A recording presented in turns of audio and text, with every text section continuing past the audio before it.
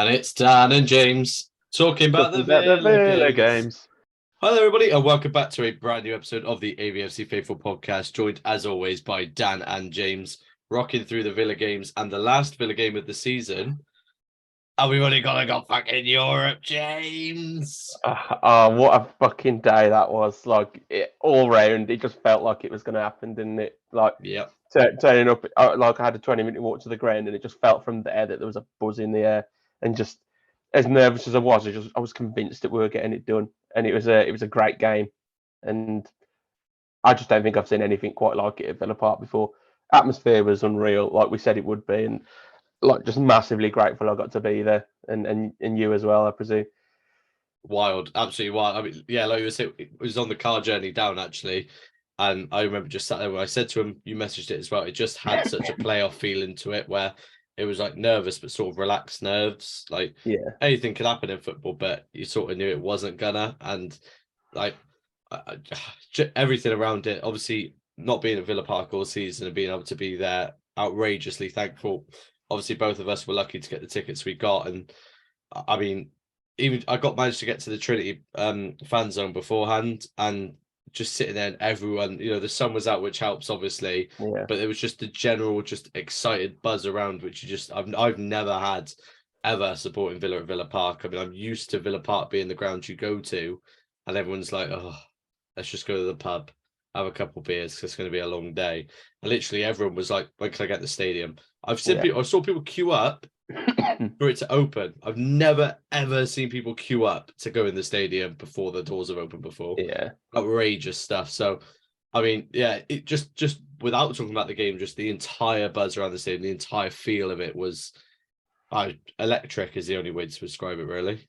Yeah, it was, and it was just like the build up with Jed Steer coming out and getting a really warm welcome, and then Melberg. You just thought, this club, even in its recent history, has got some heritage, and it goes further and further back. And it was spine-tingling being a part of it, and just thinking, this club, like when it's like this, it does deserve some sort of European football, and we got it deservedly. And as I said earlier, it was a great match. Like, it had me on edge constantly. Like, from our point of view, it was horrible to be involved in, but when you look back, it was some really good quality football, and both sides were really brave in the way that they played. And for a neutral watching it, it must have been a pretty decent spectacle. But for me, the whole day, the game being so good was like a silver lining, because I wanted to be there just because it was the day in general, wasn't it? That it doesn't always come around, and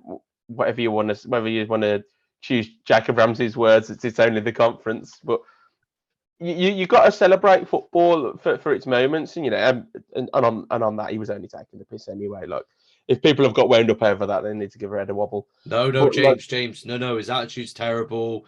Get rid. It's not what we want. Secret Blue nose. Oh yeah. Cheers, Blues fans. Thanks for getting involved. Enjoy another year in the Championship, you nosy bastards.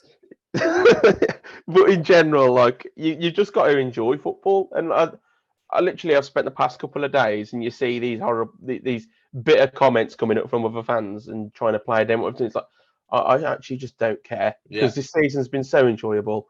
It's been great to watch. The atmosphere has slowly got better, and it culminated in one of the best days supporting Villa for me. And it feels like it's just going to keep getting better. And I know how football changes fast, so that's why I say enjoy that. And over this summer, just keep remembering that day and the season in general. And it probably will be an exciting summer in terms of recruitment and pre-season. So just go with it, because football is about moments, and I'll keep saying that, because it's just been such a great ride, and to finish it like that was amazing. And the thing that keeps standing out to me in the past 2 days is right at the end of the game, when the sun came out just as we were about to clinch it, and I thought everything was just set up. And I'll just never forget that day.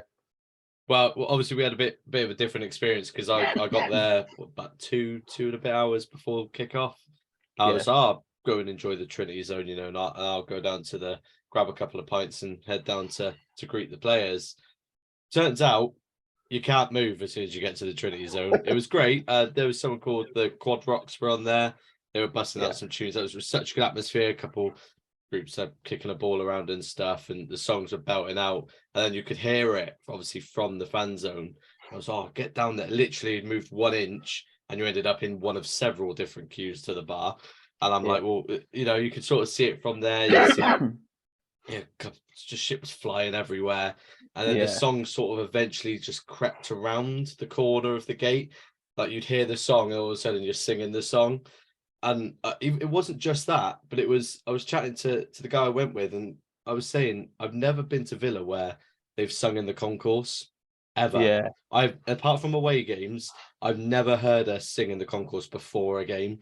Walking in there an hour before kickoff, and everyone's belting out Unai Emery tunes, and I'm like, this is strange, very great, but very like this is a very key change to what we've needed, and it was exactly what we needed, because thankfully, and I was so glad for this, both Spurs and Brentford won, so we had to win anyway. It was down to us to win, so I wanted it to be that way. I wanted us to sort of, don't want to go in through the back door, do you? Prove ourselves properly. Exactly, and that I quite like that. Someone went, guy in front of me turned around, went, Leeds are losing. No, I went, it's fine. Give it 10 minutes. And there we go. But, you know, we go 1-0 up. That air was there. You know, the pressing we did on Brighton as well. My word. Like, honestly, that's how we started the game perfectly, because I've never heard Villa Park, as soon as the game starts, Brighton kick off, booing them on the ball straight away. They lost the ball within like 30 seconds, and that was it.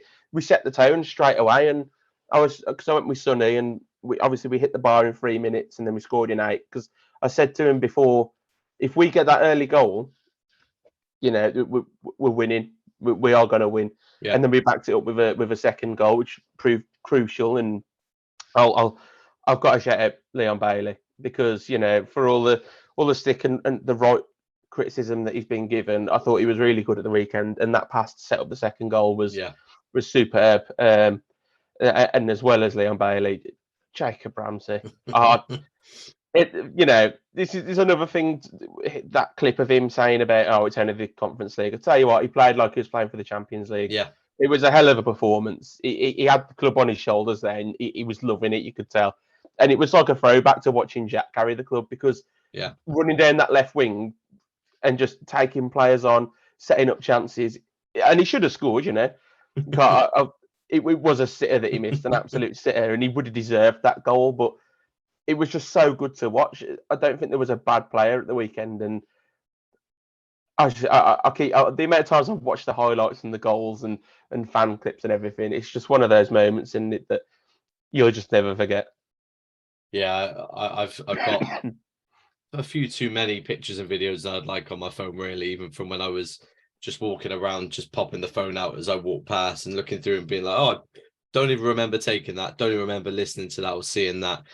Yeah, it was strange, man. Like, so many like defining moments of the game as well, and performances where I'm like, that's the reason why we are where we are. I mean, Tyrone Mings making that outrageous tackle that got wrongfully penalised and booked for, which I could not believe he made. I was like, and then what is it? Was it about 5-10 minutes later? You got Boubacar Kamara with that goal-saving tackle he makes. Ridiculous. And then Emi Martinez making the exact same save he makes in the World Cup months before for us. And it's those little moments where I go, see, that's why. It's not one-off lucky games. It's not a referee saved us one game and we ended up not conceding. It's consistent, well-played performances by certain players that have really strengthened us. Having that spine has been key. I mean, Douglas Luiz, again, just... There was moments he'd get the ball. We were only 1-0 up at the time, and he'd just stop and just turn and pass it back and just play it calm. And some people around me were like, "Oh, come on, let's get another." I'm like, "Well, no need for it. Like, just played the game so because it's so easy to get sucked into it and go for this blow for blow with Brighton, and that's where you run the risk with them. And let's not be silly. It's not like it was an easy game. They were fantastic. They were never going to roll over. They were never not going to play. There was enough players on that pitch to perform to their standards that they always have all season, and enough players on that pitch that are probably playing to say, look, I'll be here next season.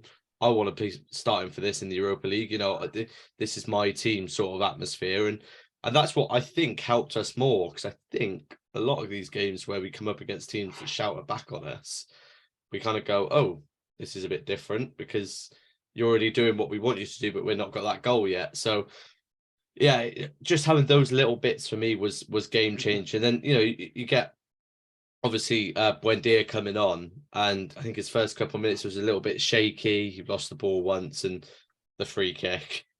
And then he just switched it on, and again he just came back to life, and it just felt right. The whole game felt right, and Yeah, it did. I was in obviously I was lucky enough, very lucky, to be in the lower Holt for the game. So I was part of the display, didn't see the display, but the seats I had, you weren't able to see Emery. Yeah, It's fine. Obviously, I do love staring at the man, but it's sort of like the build-up of, I've never had a surprise substitution before. They're like, who's coming on? Oh, Buendia. Because I just saw him running on, and I quite enjoyed that. And yeah, obviously, I didn't get to see him so much, I think. But having the view I did allowed me to sort of appreciate, again, what you don't get when you're at home and stuff. It's just the way the whole team sets out. The little conversation, like watching Tyrone Mings just run over to Douglas Luiz and have a chat with him for 2 or 3 minutes when someone's down injured. And you're like, oh, so it makes sense as to why they work so well together, because there's these constant little chats going on, the little maneuvers they make. And I've got to say again, another player who was really good, I thought, was Luca Dean. I thought he had a really good game again. And, it's just another player that's, well, it changes everything, doesn't it? Now Moreno's out injured till at least the start of next season. He probably knows that now is his chance to, if he's ever going to continue or go back to being our starting left back, this is the time he needs to do it, really. Yeah, and that's what we need from the whole squad. That's why this summer, especially now we've got European football, we're going to have to make use of the players that are good enough out of the academy. That could be 1, 2, or 3 players. You don't know who's going to step up. We're going to need to make the signings that improve us in our first 11, but also their squad options. Because, I'm not going to make examples of players that might not be good enough, but you want players to come in that will be good enough. They might not start every game, but maybe they give you something different as well. Yeah. But yeah, I was just so impressed watching him, because in a game where you're against a team that will press you high and also look to play through you and be physical, and when we got the ball deep in our half and we're looking to build out, they were just brave, and that's my key word from the past couple of days. It was such a brave approach, and it has been for a long time, because quite often you'll see players make an easy pass, and that's either shouldered or backwards when under pressure, and an easy pass is an easy pass because that's a pass that the opposition wants you to play, basically. And that's something that De Zerbi had been saying in his seminar recently about how to build up from the back. And there was quite a lot of times where Kamara in particular took the ball around 2 players in our third, and when the easy pass was on, he looked to carry the ball a bit further and open up the pitch a bit more. And that's what can win you games, because starting to be brave from deep opens up the space everywhere else. And sometimes the game became quite open because of how both teams pressed quite high, and there was space in the middle of the pitch and also behind the defence. That was my biggest fear within the first 10 minutes, was the spacing behind Cash, because for some reason how we'd skewed, I think it's because of how Cash tucks in, there was a lot of room for Enciso to run in behind. And he's a tricky customer as it was. He was great, to be fair, and he's only 19 or something. He's going to be some player he is. But yeah, it was just really, really brave in such a positive way. And the high line again, like it was picked out again on Match of the Day, bunch of twats, honestly, because it's focusing on the negative side of it. Like, oh yeah, they're going to get caught out. Like, yeah, but we work it better about 99% of the time, better than it catches us out. And we're going to address that with more signings that will suit it more. And yeah, it does get you on edge, because you can see there's so much spacing behind. But you look at the stats, you're like the king of the offside trap at the moment. And when you're compressing the team like that, it makes it hard for teams to play through you. And some of them don't want to go direct. So, it benefits us. And we don't know how we're going to play next season either way, to be fair. Like, it could be slightly different, but it's worked. That's the main thing. You look at the data and also use your eyes, and we've deserved everything that we've got this season. it's a weird situation we're in now because obviously we were both there. I think we were in different positions. Unfortunately, I wasn't able to. I can actually admit this as well. I wasn't able to stay around for the. Do we call it Guard of Honor? It's not Guard of Honor. It's Lap of Honor, yeah. Lap of Honor, yeah. I wasn't able to stay for that. I've seen very many Lap of Honors in my year, and obviously I get to miss the one that matters and the exciting one. But I mean, like I said, that feeling when that whistle went, and just sort of I say the whistle went. Did you hear the whistle? Because I fucking didn't. No. I went off the chairs around me. Like, I saw the corner and I was like, that's like, even if that's not it, we're just going to play it in the corner and that'll be it. All of a sudden, everyone's jumping through. I'm like, guess that's it then. I mean, like I said, I've not been able to jump around and sort of celebrate like that I'm actually genuinely. I was sat there thinking, what was the last game I did that for? And it was, it must have been semi-final against Middlesbrough. Yeah, and that was at home or the away one? Home. At home. Yeah. And that was a 0-0 draw, that wasn't it? Exactly. Yeah. So, I mean, that's sort of, it just encapsulates the way that the atmosphere has changed for me. And like you said, the one bit I wanted to, it got to half time and I was like, still getting a bit nervy. So obviously poured myself 2 more pints to enjoy. And I was like, the one thing that caught me off guard was when that ball gets played by Bailey through to Jacob Ramsey, I just screamed, hit it. Because I was like, if you hit that first time, it's going in. And then he plays the extra pass and we score. And I go, how good is this kid, man? Like, how has he got the mindset to then go play the extra pass? That's fine. Yeah. Because I was like, he's offside. There's no way that Ollie Watkins was onside there. That makes too much. It's too good of a goal. That's way too good for us to score. And while, of course, I'm a little bit bitter, we didn't score in front of the whole end while I was there. Cheers, Jacob. I mean, 2 assists in that game and a performance to go along with it. Yeah, no one can really tell me that you meant what you said before the game ever. And it's just it. I know people want to sort of have this argument where we probably shouldn't care so much, but it, like you say, it's frustrating. The debate that's going around Villa at the moment is quite frustrating when you're a Villa fan. I think mainly because when you want to be talked about, you want to be talked about in a fair way and a sort of like a debating way. Like see both sides maybe.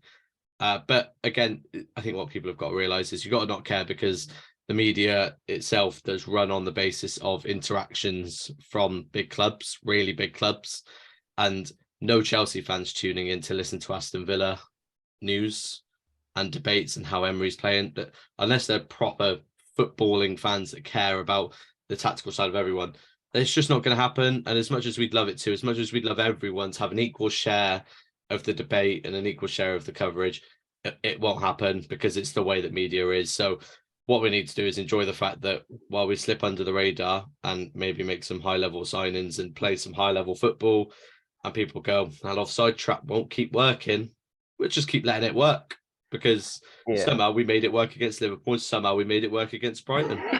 Weird that. It's almost as if we knew what we were doing, James. Yeah, almost. Exactly. I've already had that dig at match of the day, but I mean, really, I don't care in a sense that it doesn't matter because it's the same. Listening to the media tell you what they think is the same as hearing a random on the street's opinion because it literally makes no difference to what you think. People just like to hear the positive things, and even if there's constructive criticism, it gets played down a lot. Even though you can guarantee that behind the scenes at Villa, they'll be doing constructive criticism of their own work because that's how you evolve. But you know what you're watching, and we all know what we've been watching. It has been great, and it's not been lucky in the sense of what we've achieved. We've created our own look at times. That's football in general. We've just got to be happy with it because football's entertainment, and things change so fast that you've got to enjoy when it is good. Because I mean, think about that video that we all love with David Bradley narrating. He says the lows make the highs higher, and literally that's how it feels right now because it is the third tier of European football, but we've not had any form of European football in 13 years. We've been in the Championship. We were nearly liquidated. We were nearly relegated again. we lost our star player who was our captain for 100 million. We've been on a ride, and it's been mental.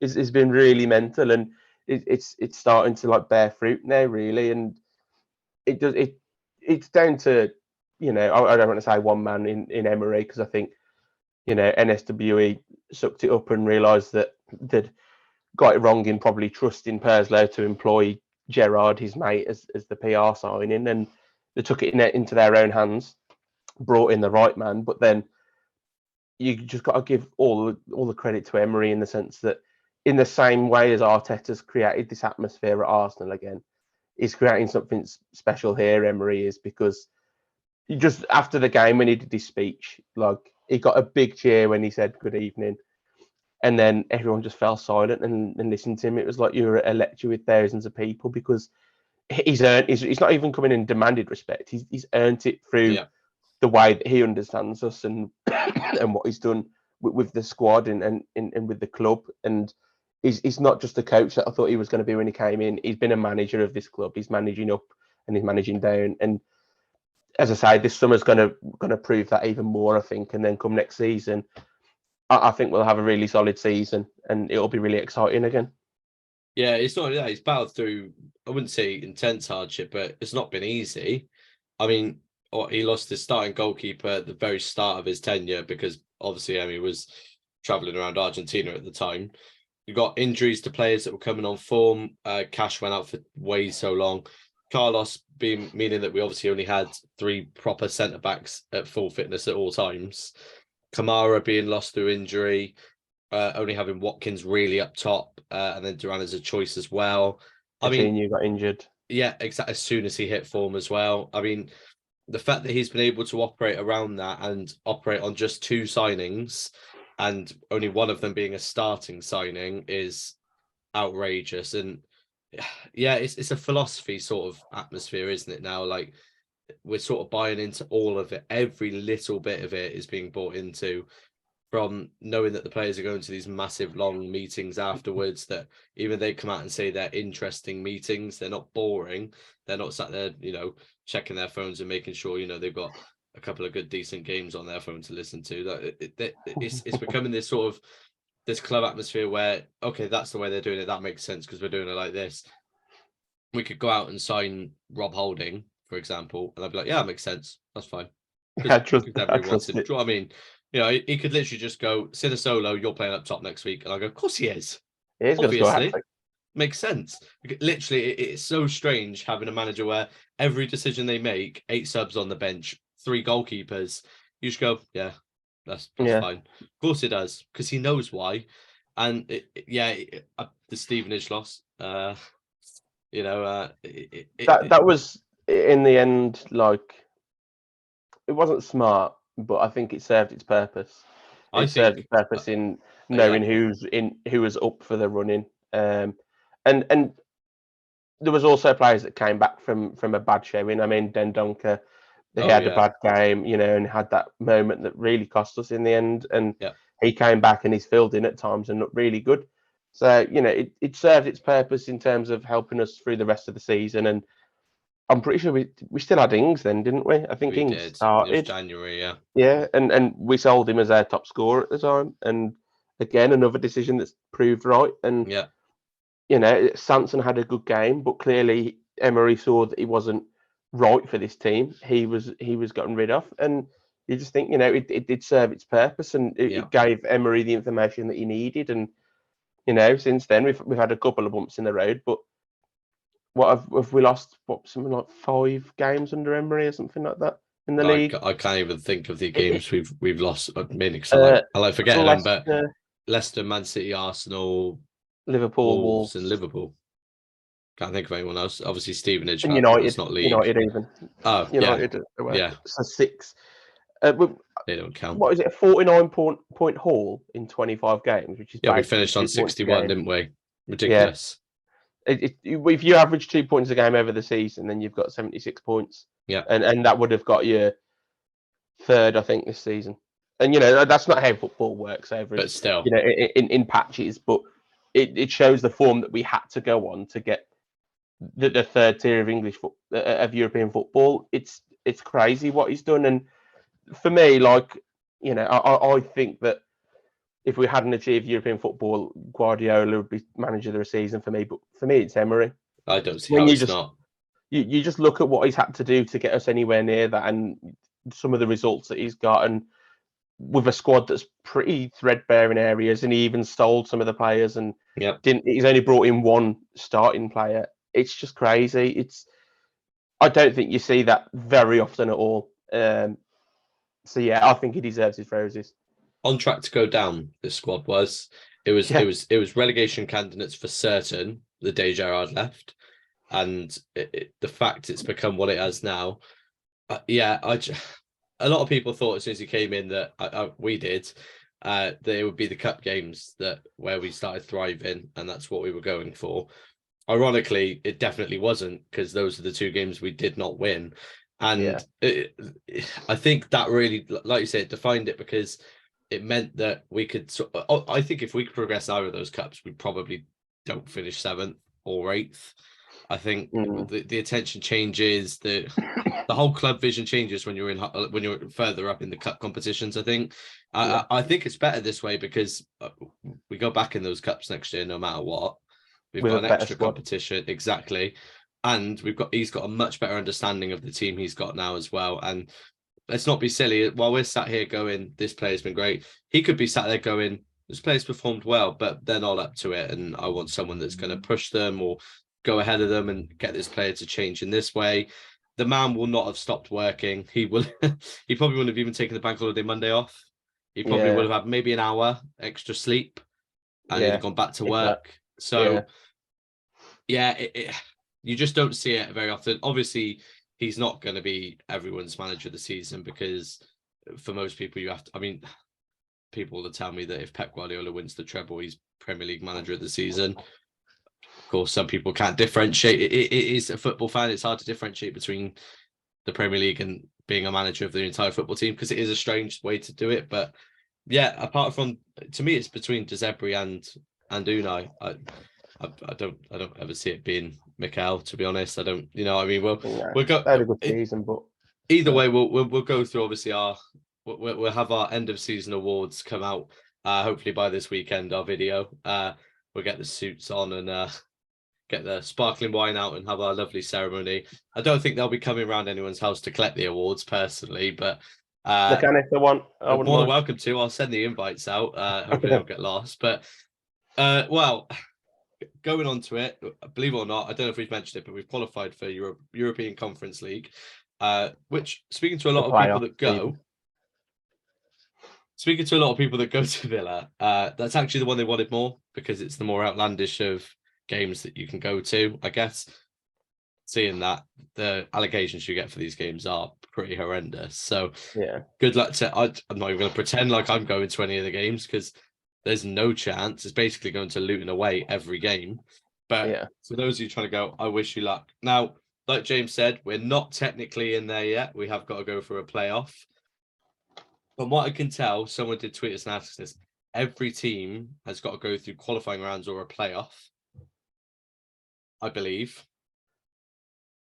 It's not very clear, because it all comes down to coefficient. Yeah, how you performed over the season, I think. Yeah, exactly. And it's said to your league positioning as well, and how highly respected your league is or whatever, and how they perform in Europe. It's all a bit strange. Now, basically, no matter what, comes to August 7th, a draw will be made for the playoff round, which is what we are in. Then comes the seeding. Now, the seeding is where your coefficient comes into it. At the moment, as of right now, this minute, we are unseeded, because Basel finished 5th, which put them above us. Now, that can change if Sevilla win the Europa League, or finish above 7th. Or finish above 7th or below 7th. So basically, as long as they don't come to the Conference League, we're fine. And it bumps us up 1. It's all very complicated. Either way, we are going to have to play a playoff game. That's bottom line. August 7th, that comes out. The games are played 21st and 31st, I believe. Yeah, around the last 2 weeks of August. After the season starts, I think. Yeah. So I think I did have them here. I think it's like the second and fourth game of our season. Yeah. So they're quite. I They're thought it within a was week of each before, other, I think. but they're not before. Yeah, they are within a week. So yeah, it can't be easy because we're Villa, and it can't be simple because we're Villa. And like I said with the game was never going to go that simple because we're Villa. But either way, we're there, and I mean, I refuse to not back the boys to make it through the playoffs. Yeah. So obviously, if we get through the playoffs at the moment, there's more stipulations, guys. We're in pot 2 because of, you guessed it, our coefficient. Now, the teams, here's my makeshift group, right? Because we're in pot 2, so obviously we'll get a team from pot 1, 3, and 4.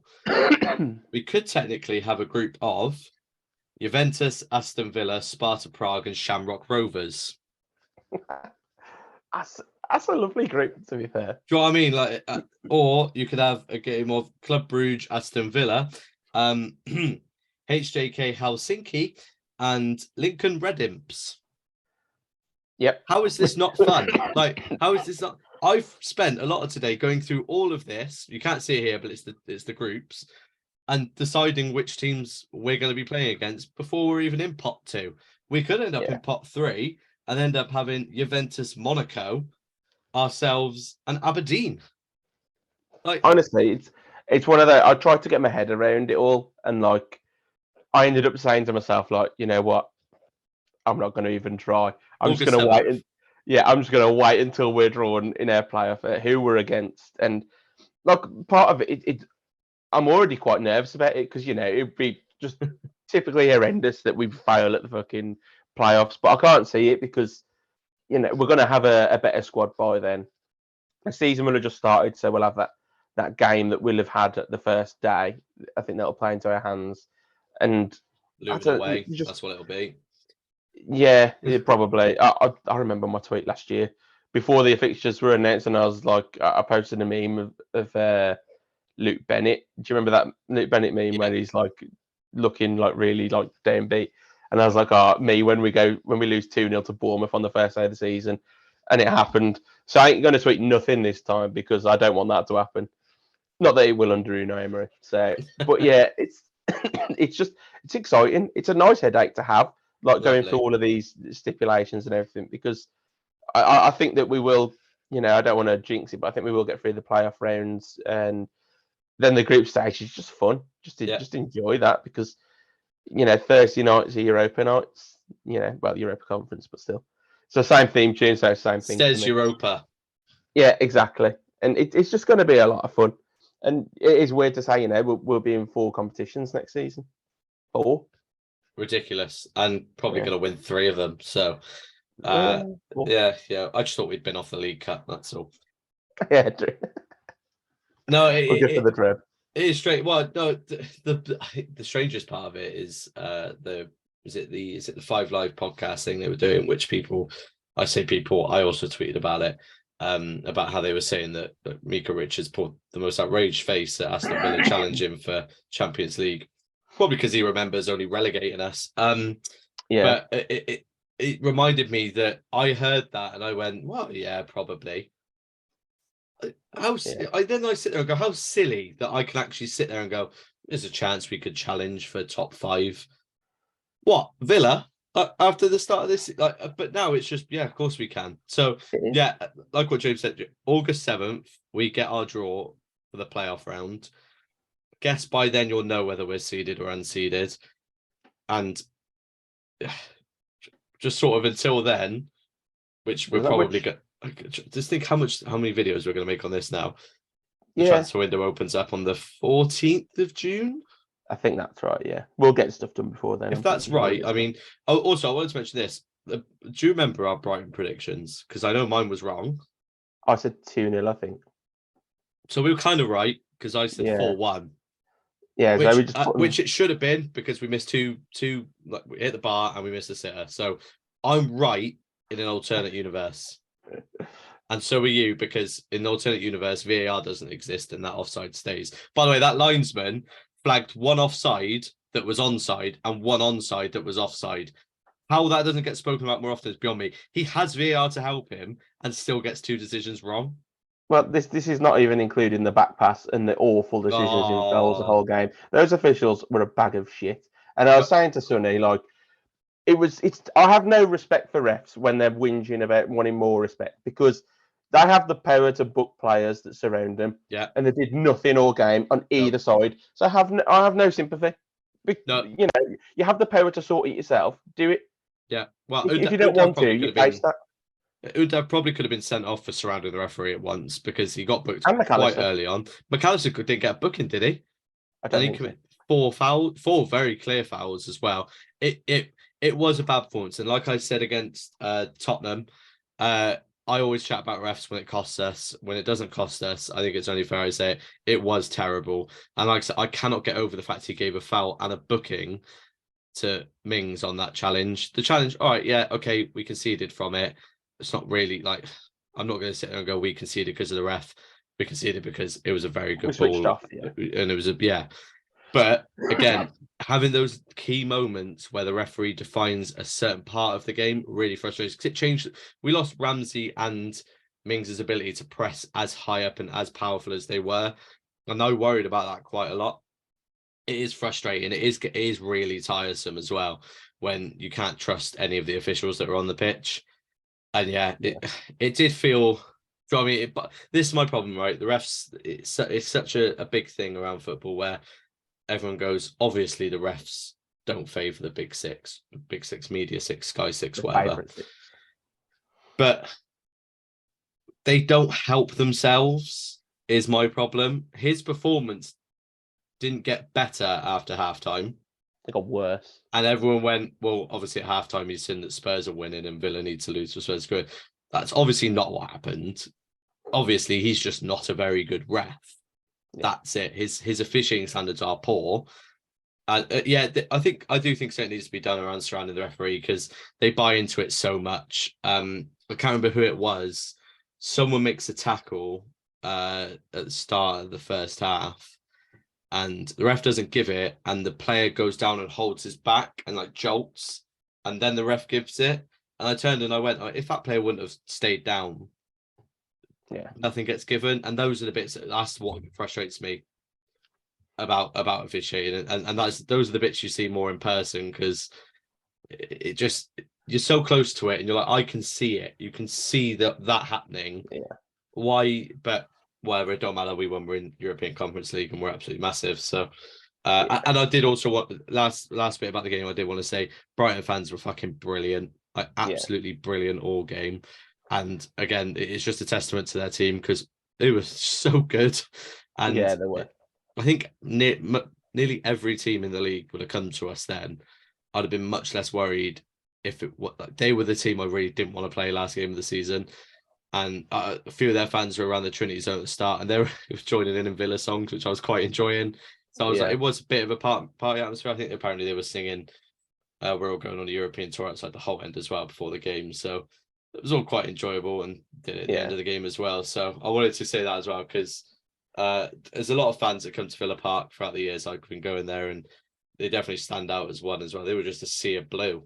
A blue Yeah. I sea. thought they were really good. I think the fans and the team were a different class that day. I think that Brighton team, if they can keep De Zerbi in particular, Yeah. and how they run their club, I honestly think their potential is so high. The football they play is just amazing, and you know I respect them for coming here and wanting to stop us. Yeah. Because it made the day even better, as you said, doing it the hard way, and it was just a great game in general. So yeah, I'm glad that they came here to try and ruin our day, and the fans. The great thing about it was for the 90 minutes that their fans did all they wanted to banter us at the same time. That's why you're Conference League and stuff like that, and it was great because then afterwards, both sides are like, yeah, well, seasons ended like really great for us. So Yeah. just the whole day in general was amazing, and yeah, and also fair play to them because they joined in their whole tenders in the sky clap as well. Yeah, classy fan base and classy club. Really good. I mean, we're coming to the end of this pod now. Obviously, we've got a few more coming up, which is a bit exciting. We got some people jumping on as well over the next few weeks, and as I mentioned, our end of season awards where we're giving out our personal awards as well. Sneak preview. One of them is going to be match of the season, which I came up with halfway through this podcast. So that came up to my head because I was like, I'll save that question for another video. I already know which one mine is, so that's going to be great. But we're not going to go so niche as to which player did the best touch in this game. But it's an exciting time, and I want to just say now, as the season has come to a close, this has been an unreal ride. Obviously, we're not, but we're probably the reason why Villa are doing so good. Since we started making this, we have only gone up. So it has been, though, I can say genuinely from the bottom of my heart how much fun this has been. Even going through the losses as well has been enjoyable. A lot of you guys joining in and chatting as well. The reaction we got from videos, like some match reactions, the Newcastle one mainly, the John McKenzie video did extremely well, and we had got some really good interaction from that. Yeah, as well. It's just been so much fun. And we're looking forward to carrying it on. But I did just want to say thank you to everyone that has been tuning in and dropping us a line on Twitter as well, and getting involved, because it's just been so much fun. And of course to James, because James is James. Thank you too as well, because we started off this season. Well, it was the summertime when and we said, we think the faithful group were thinking of doing like a podcast, and I think we were two of the first to put our names forward to it, and we just went from there. And first season doing it has just been a roller coaster. It's been all over the place. It's been amazing, and it's just something so nice to be able to do, like come on and chat about Villa and people interacting and stuff. It's just been amazing. And we're going to have the summer to do some sort of different content, because obviously it's not going to be match reviews, and even in the pre-season it's not really worth doing full-on match reviews after playing LA Galaxy or something. I can't remember who we're playing, but it'll be more like a roundup of things, or looking back on different things and stuff like that. And obviously transfer talk is going to be some of our favourite videos, I think, over the summer, when we signed Marco Asensio and stuff. So, it's staying in. But yeah, it's been brilliant. So thanks for everyone for watching for the season, and thanks for me co-host here, taking the lead and everything and sorting all things out. And it's been great. So yeah, on to more content. Yeah, well, it's going to be a fun summer, and obviously just want a final shout as well to Faithful himself, Aston, and all the Faithful writers boys as well. Obviously, lucky enough to get tickets off some of them, aren't we, James? And and a shout out to Billy as well, who sorted out my tickets for Sunday, because I just after going through relegation, I can't believe I managed to get there for that, because it just seemed bewildering that it would ever happen. So it's just been way too much fun. And well, on to it feels weird. We're not actually stopping. We're probably going to make more videos after this, which makes no sense. But it's going to be great fun. And European Conference League as well. Ridiculous. I mean, I've got the theme tune ready, lined up, but pretty much every morning now I'm going to shower to the theme tune. It's my ringtone. It doesn't surprise me. Well, Jacob Ramsey's my home screen now, so I've got a new wallpaper as well. I don't know if you'll be able to see it. Oh yeah, Sick. Yeah. That was a very good display, by the way. Fair play to Project B6 and the club sorting out, because it was very good. I was interested to see what they do, and it played out very well. So and also a big shout out to Emi Martinez saying that we're going to get Champions League next, because taking the same route as I am, big man. Same route as I am. Lovely. Beautiful stuff. Well, until next time, up the Villa. Up the Villa. Don't forget to hit the like button, tickle the bell, smash the subscribe button as well. Can't forget that. And we also need to adapt it now. It's up the Euro Villa, innit? Of course, up the European Villa. There we go.